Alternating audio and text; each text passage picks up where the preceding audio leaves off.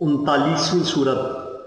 فرزند آدم اپنے دل کو زبان سے ہم آہنگ بنا لے اور اپنے زبان کو اپنے عمل کے مطابق کر لے۔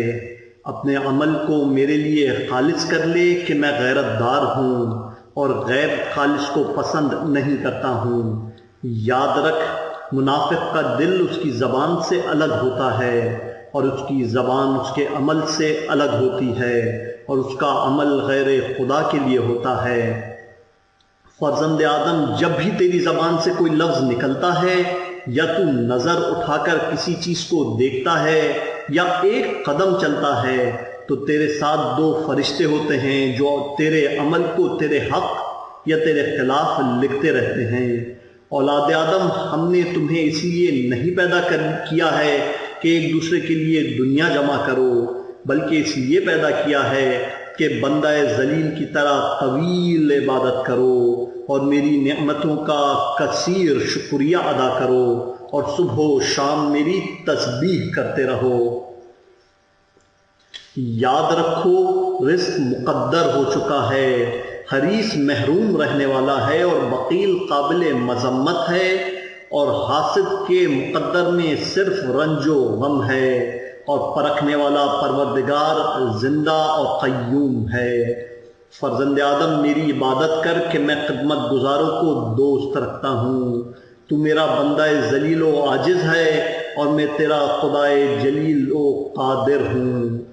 اگر تیرے بھائیوں کو تیرے گناہ کی ہوا بھی لگ جائے تو وہ تیرے ساتھ بیٹھنا چھوڑ دیں گے۔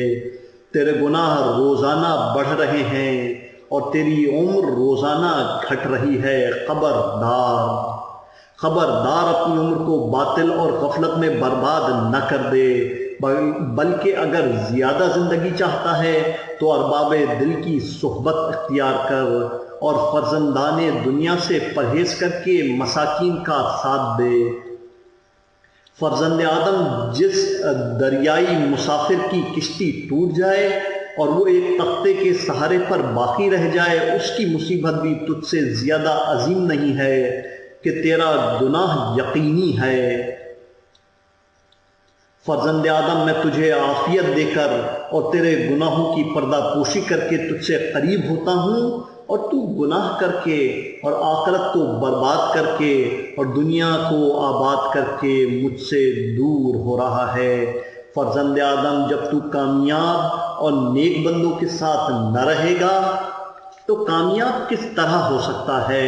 اے موسیٰ ابن عمران، میری بات کو سنو کہ کوئی بندہ صاحب ایمان نہیں ہو سکتا جب تک لوگ اس کے شر سے محفوظ نہ ہو جائیں، یعنی اس کے ظلم، قید و مکر، چغل خوری، غیبت، بغاوت، حسد، نقصان اور ظاہر و باطن سے محفوظ نہ ہو جائیں۔ موسیٰ، ظالموں سے کہہ دو کہ میرا ذکر نہ کریں کہ میں ان کا ذکر نہیں کرتا ہوں، اور میرا ذکر ان کے حق میں صرف یہ ہے کہ ان پر لعنت کرتا رہوں۔ اس کے بعد جس کا جی چاہے ایمان اختیار کرے اور جس کا جی چاہے کافر ہو جائے۔